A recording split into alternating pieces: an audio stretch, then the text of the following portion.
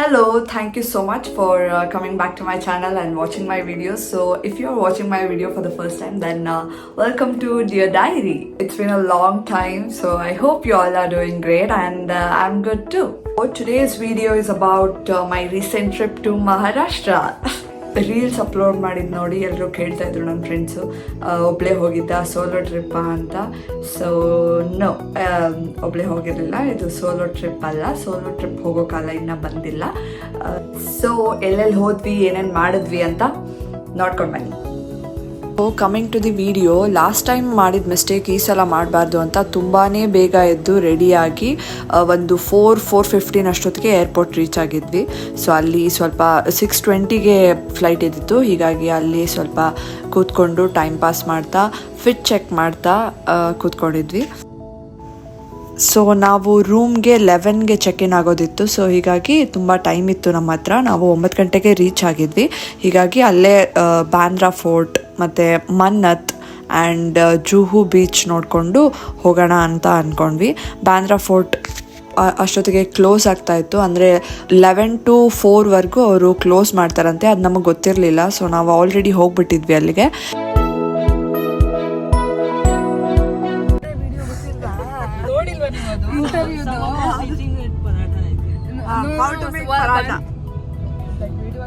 How to make paratha.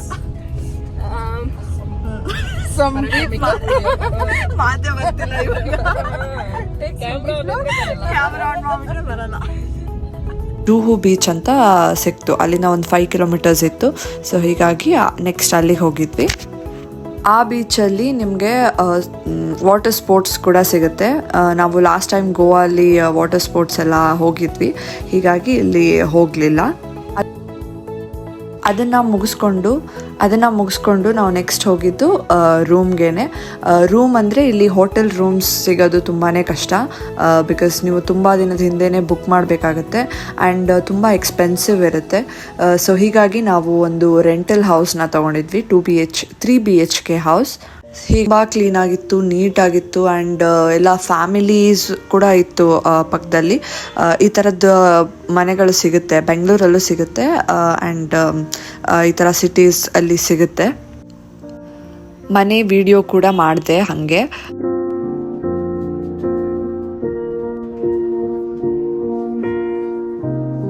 So ಅಲ್ಲಿಂದ ಸ್ವಲ್ಪ ಹೊತ್ತು ರೆಸ್ಟ್ ಮಾಡಿ ರೆಡಿಯಾಗಿ ಮತ್ತು ಊಟ ಗೀಟ ಎಲ್ಲ ಮಾಡಿಕೊಂಡು ನೆಕ್ಸ್ಟ್ ನಾವು ಹೋಗಿದ್ದು Chhatrapati Shivaji museum. Saurabh, Vijaya, Ajay, Ramanamurthy,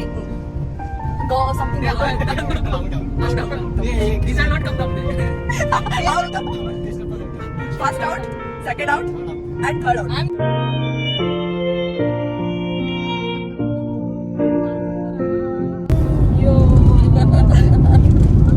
Come this side.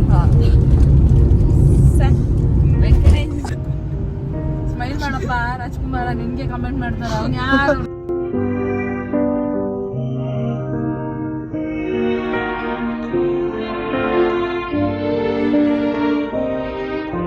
ತುಂಬ ಚೆನ್ನಾಗಿತ್ತು. ಅವರೆಲ್ಲಾನು ಸ್ಟೋರ್ ಮಾಡಿ ಇಟ್ಟಿದ್ರು, ಅಂದರೆ ರಿಯಲ್ ಆಗಿ ಶಿವಾಜಿ ಅವರು ಯೂಸ್ ಮಾಡಿರೋಂಥ ವೆಪನ್ಸ್ ಕೂಡ ಸ್ಟೋರ್ ಮಾಡಿ ಇಟ್ಟಿದ್ರು. ಆ್ಯಂಡ್ ಆ ಕಾಲದಲ್ಲಿ ಯಾವ ಥರದ ಬಟ್ಟೆಗಳನ್ನ ಹಾಕೋತಿದ್ರು, ಯಾವ ಥರ ವೆಪನ್ಸ್ ಯೂಸ್ ಮಾಡ್ತಾಯಿದ್ರು, ಕಾಯಿನ್ಸ್ ಯೂಸ್ ಮಾಡ್ತಾಯಿದ್ರು, ಯಾವ ಥರದ ಪೆನ್ನಲ್ಲಿ ಬರಿತಾಯಿದ್ರು, ಅದನ್ನೆಲ್ಲನೂ ಸ್ಟೋರ್ ಮಾಡಿ ಇಟ್ಟಿದ್ರು. ತುಂಬ ಚೆನ್ನಾಗಿತ್ತು. ನಿಮಗೇನಾದರೂ ಈ ಥರದ್ದನ್ನು ನೋಡೋಕ್ಕೆ ಇಷ್ಟ ಇದ್ದರೆ ನೀವು ಈ ಪ್ಲೇಸ್ನ ವಿಸಿಟ್ ಮಾಡ್ಬೋದು.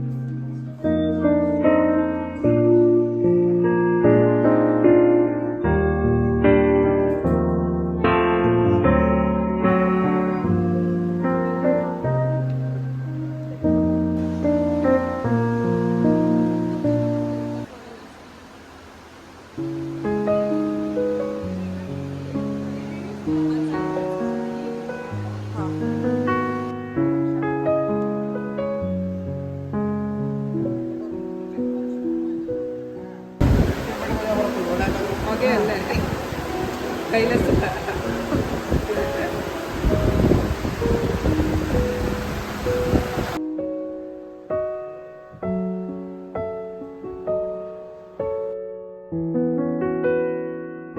ನೆಕ್ಸ್ಟ್ ಪ್ಲೇಸಿಗೆ ಹೋಗೋಣ ಅಂತ ನಾವು ಆಚೆ ಬಂದ್ವಿ. ಅಲ್ಲಿಂದ ಬರಬೇಕಾದ್ರೆ ಫುಟ್ಪಾತಲ್ಲಿ ಆರ್ಟಿಸ್ಟ್ಗಳದ್ದೇ ಒಂದು ಸೆಪರೇಟ್ ರೋಡ್ ಥರ ಇತ್ತು. ಅಲ್ಲೆಲ್ಲ ಆರ್ಟಿಸ್ಟ್ಗಳಿದ್ದಿದ್ರು. ನಾವು ಕೂಡ ಕೂತ್ಕೊಂಡ್ರೆ ಅಲ್ಲಿ ನಮ್ಮ ಸ್ಕೆಚ್ ಕೂಡ ಮಾಡಿ ಕೊಡ್ತಾರೆ. ಸೊ ಅಲ್ಲಿಂದ ನೆಕ್ಸ್ಟ್ ಹೋಗಿದ್ದು gate of India and Taj ಹೋಟೆಲ್ಗೆ. ಬಟ್ ಅಲ್ಲಿ ಏನೋ ಒಂದು ಇವೆಂಟ್ ನಡೀತಾ ಇತ್ತು. ಸೊ ಹೀಗಾಗಿ ಅದು ತುಂಬಾ ಕ್ರೌಡ್ ಇತ್ತು. ಅಲ್ಲಿ ನಿಂತ್ಕೊಂಡು ಸರಿಯಾಗಿ ಒಂದು ಫೋಟೋ ವಿಡಿಯೋ ಕೂಡ ತಗೊಳಕ್ಕಾಗಲಿಲ್ಲ, ಅಷ್ಟು ಕ್ರೌಡ್ ಇತ್ತು ಅಲ್ಲಿ. ನಾವು ಹೋಗಿದ್ದ ದಿನಾನೇ ಅಲ್ಲಿ ಇವೆಂಟ್ ಆಗಬೇಕಾ ಅಂತ ಅಂದ್ಕೊಂಡು ಬೇಜಾರಾಯಿತು. ಸಾಗರ, ಎಲ್ಲಿ ಹೋಗ್ತೀರಾ ಅಲ್ಲಿ ಜನ ಸಾಗರ. ನೆಕ್ಸ್ಟ್ ನಾವು ಹೋಗಿದ್ದು ಮರೈನ್ ಡ್ರೈವ್. ಅದು it's not just a place, it's an emotion, trust me. ಆ ಬಾಲಿವುಡ್ ವೈಬ್ಸ್ ಅಂತೂ ಅಲ್ಲಿ ನಿಜವಾಗ್ಲೂ ಹಾಗೆ ಇತ್ತು. ನಾನು ಬಾಲಿವುಡ್ ರಾಮ್ ಕಾಮ್ಸ್ನ ಬಿಗ್ಗೆಸ್ಟ್ ಫ್ಯಾನ್. ಆಲ್ಮೋಸ್ಟ್ ಆಲ್ ತುಂಬ ಮೂವೀಸ್ನ ನೋಡಿದ್ದೀನಿ, ರಾಮ್ ಕಾಮ್ ಮೂವೀಸ್ ನೋಡಿದ್ದೀನಿ. ಸೊ ಅದರಲ್ಲೆಲ್ಲ ಮರೈನ್ ಡ್ರೈವ್ನ ತುಂಬ ರೊಮ್ಯಾಂಟಿಸೈಸ್ ಮಾಡಿರ್ತಾರೆ. ಸೊ ನನಗೆ ಆ ಪ್ಲೇಸ್ ತುಂಬಾ ಇಷ್ಟ ಆಯಿತು. ಆ್ಯಂಡ್ ನಾವು ಹೋಗೋ ಟೈಮಲ್ಲಿ ಸನ್ಸೆಟ್ ಆಗ್ತಾಯಿತ್ತು. ಸೊ ಅಲ್ಲೇ ಕೂತ್ಕೊಂಡು ವ್ಯೂನ ಎಂಜಾಯ್ ಮಾಡಿದ್ವಿ.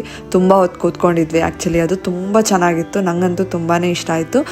ನಾನೇನಾದರೂ ಮುಂಬೈಯಲ್ಲಿದ್ದಿದ್ರೆ ಮೋಸ್ಟ್ಲಿ ದಿನಾ ಹೋಗಿ ಅಲ್ಲಿ ಕೂತ್ಕೋತಾ ಇದ್ದೆ ಅಂತ ಅನ್ನಿಸ್ತು ನನಗೆ.